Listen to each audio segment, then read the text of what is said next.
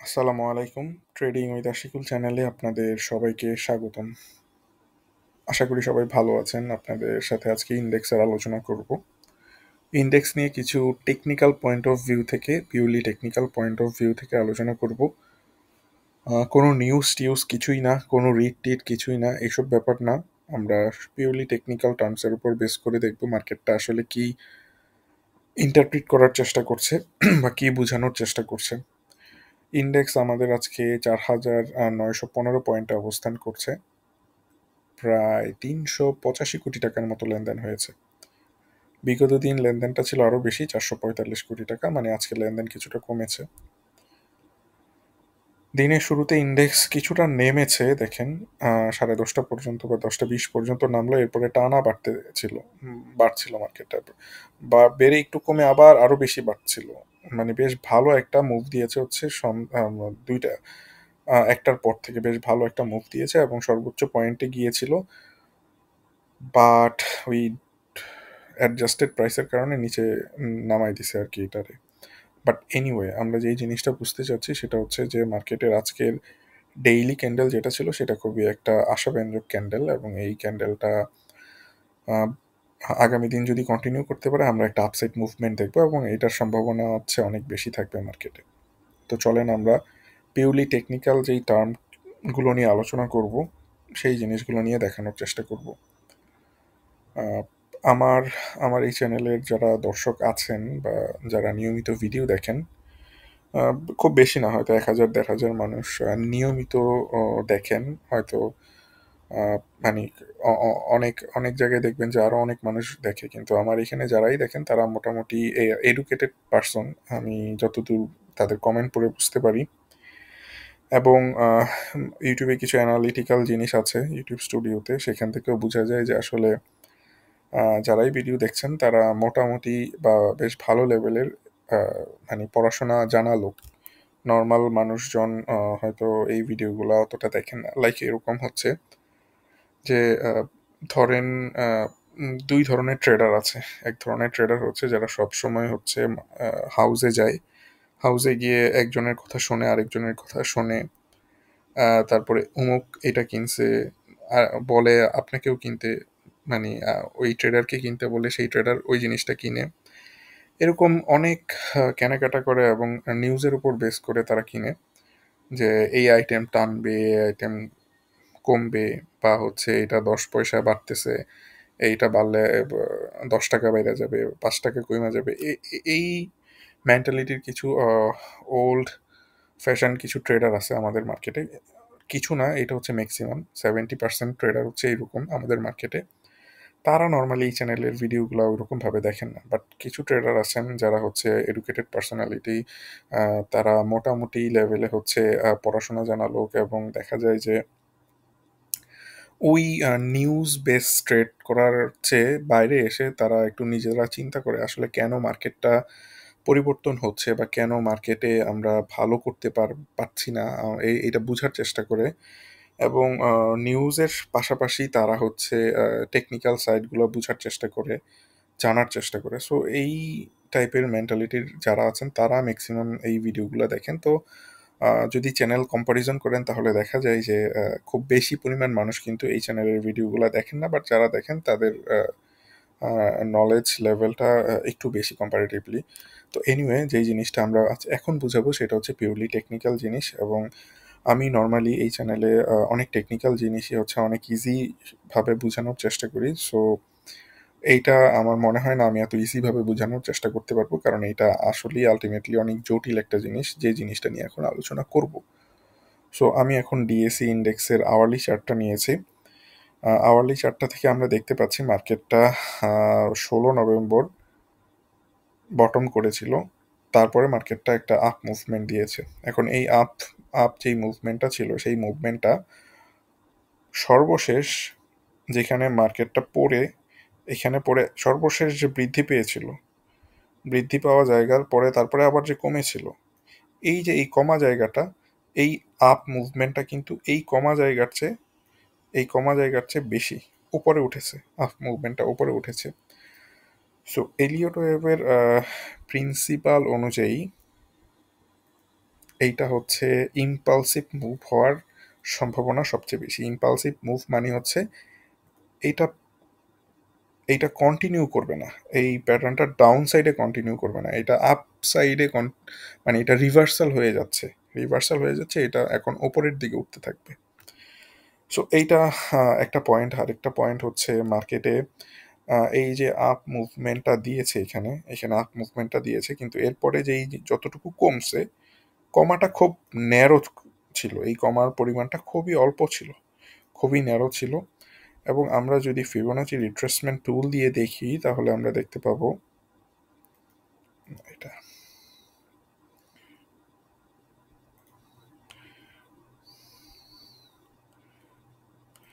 এই কমাটা হচ্ছে 0.382 পর্যন্ত এসেছিল, দেন সেটা বেড়ে গিয়েছে।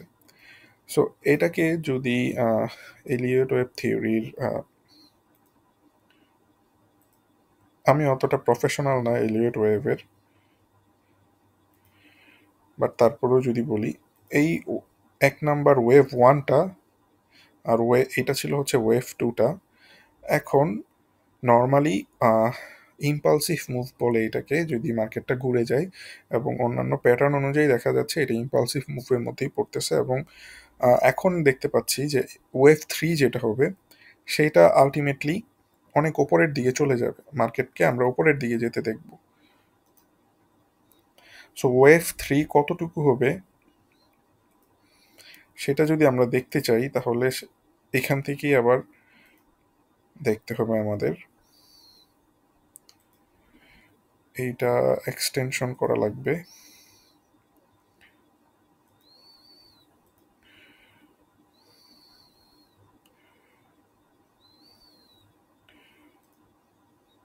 এটা রিভার্স করে দিলাম, রিভার্স করার পরে ওয়েভ থ্রি এর ইয়েটা চলে আসলো হচ্ছে এখানে। সো আমি এটা কেটে দিলাম কেন, আমি জানি এটা আপনারা হয়তো বুঝতে একটু অসুবিধা হবে, বাট তারপরও দেখেন, দেখতে থাকেন, দেখলে তো আর সমস্যা নেই। ওয়েভ থ্রিটা নর্মালি হয় হচ্ছে এই যে এই মুভটার হচ্ছে 1.618 পর্যন্ত যায়, দ্যাট মিনস এই ওয়েভ থ্রিটা যাওয়ার কথা এখন 5100 5141 পর্যন্ত যাওয়ার কথা ওয়েভ থ্রিটা, এখন যেই মুভটা হবে। সো একটা পিওর ইম্পালসিভ মুভ বা একটা 100% পারফেক্ট ইম্পালসিভ মুভ যদি হয় তাহলে এইটা প্রায় হচ্ছে 5140 পর্যন্ত চলে যাবে। সো এটা হচ্ছে এলিয়ট ওয়েব প্রিন্সিপালের একটা থিওরি যে আমরা মার্কেটের রিভার্সাল এইভাবে আইডেন্টিফাই করতে পারি। রিভার্সাল আইডেন্টিফাই করার জন্য এই কিছু কিছু জিনিস খুব জরুরি। শুধুমাত্র একটা জিনিস এইখানে প্রবলেম দেখতে পাচ্ছি, সেটা হচ্ছে এখানে যে ইয়েগুলা ভলিউমগুলো এখনো পিক আপ করছে না। এবং ডেইলি চার্ট অনুযায়ী যদি আমাদের এটা Elliott Elliott yellow sorry Elliott wave হতে চায় তাহলে এটার এক নাম্বার লেগটা হচ্ছে এখান থেকে মিনিমাম এই পর্যন্ত আসতে হবে। সো আমরা যদি এই ধরনের একটা আপ মুভমেন্ট পাই 5141 কোথায়,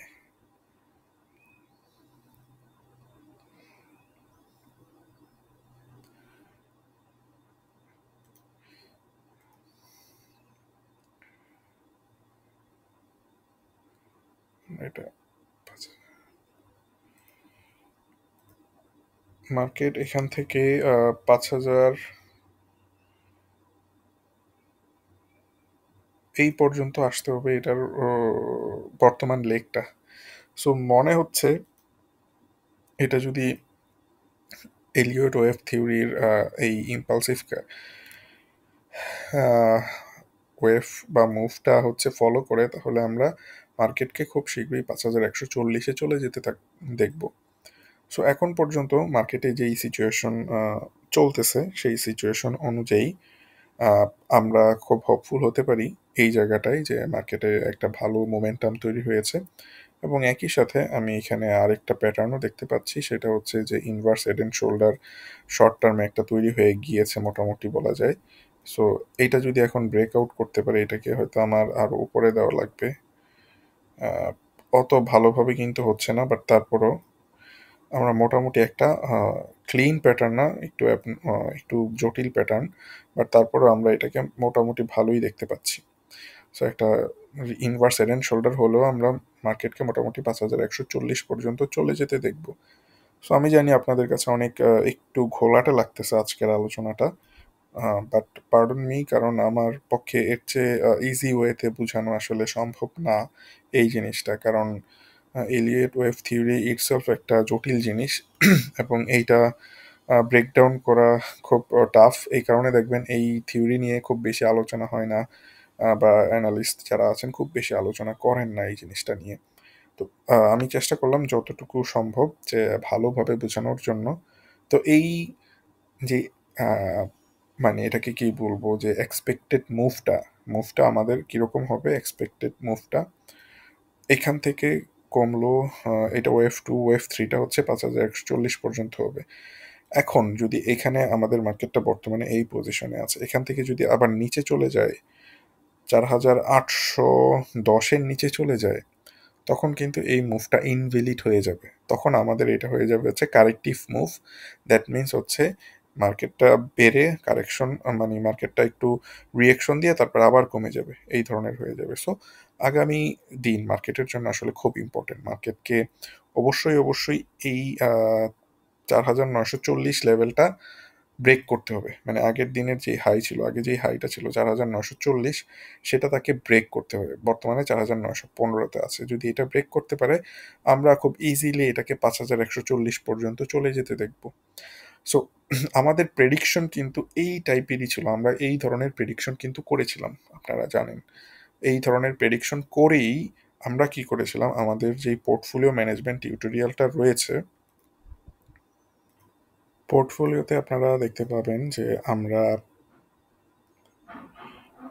আমাদের সব শেয়ার কেনাকাটা করে ফেলা হয়েছে। কখন?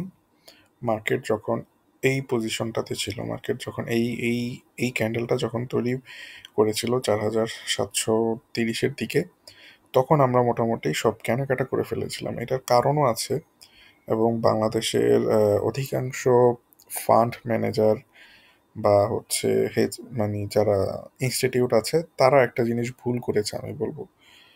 আপনাদের কাছে মনে হতে পারে যে অনেক বড় বড় কথা বলা হচ্ছে, বাট আলটিমেটলি তারা হয়তো ফান্ড ম্যানেজ করে, বাট তাদের, আমি বলবো যে তাদের নলেজের ঘাটতি আছে একটা জায়গায়। আহ, আপনারা এটাকে অ্যারোগ্যান্স হিসেবে দেখবেন না, বাট আমি কিছু যুক্তি দিয়ে হয়তো বুঝাতে পারতাম, বাট এত কিছু যুক্তি দেওয়ার দরকার নাই। একটা জিনিস তারা ভুল করেছে, ক্যালকুলেশন করেছে। আহ, যে কেউ ভুল ক্যালকুলেশন করতেই পারে, বাট আমি বলবো যারা নীতি নির্ধারণী পর্যায়ে আছে, কেউ যদি এই ভিডিও দেখে থাকে, আপনারা নিশ্চয়ই জিজ্ঞাসা করবেন কেন এই পজিশনটাতে তারা এন্ট্রি নেয় নাই।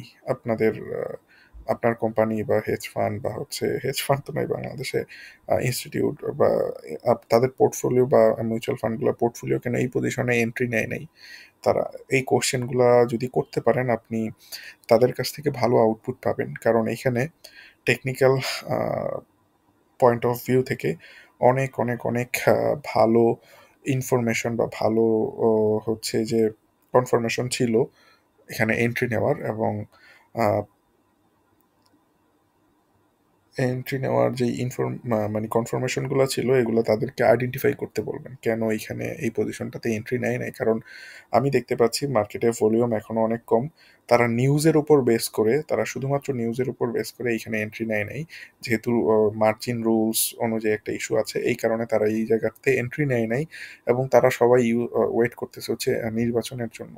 সো এই যে আপনাদের এই জিনিসটা ওয়েট করতেছে ইনস্টিটিউটরা, এই প্রাইসগুলোতে, মানে এই জায়গাগুলোতে এন্ট্রি নেয় নাই।